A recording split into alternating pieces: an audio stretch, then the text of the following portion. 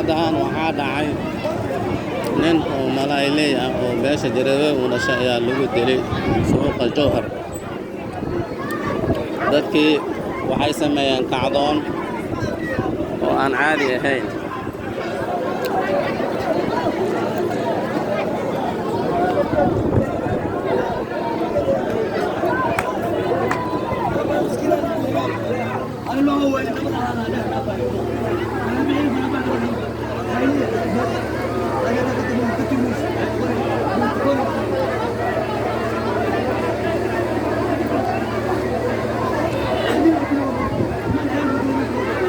waxaa bilaabay kacdoonka Jareerweyn saad arkaysiin saacada idan la hadlayo waxaa la dilay nin beesha Jareerweyn u dhashay ayaa la dilay laguna dilay suuqa malaayga nin malaay haysto ayaa lagu dilay hadda la dilay kacdoonkii oo Jareerweyn waa kacay bannaanbaxay la baxeen ninaasi dulmi loo dilay la yiri baadisi haddaan malaay ka imid xalin inaan soo dhaftay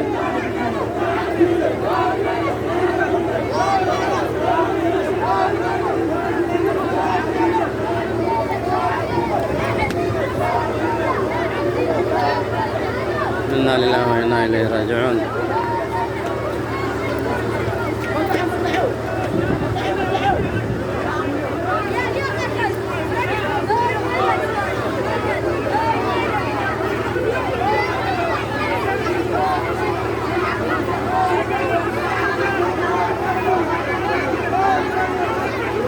Jareer waa kacay.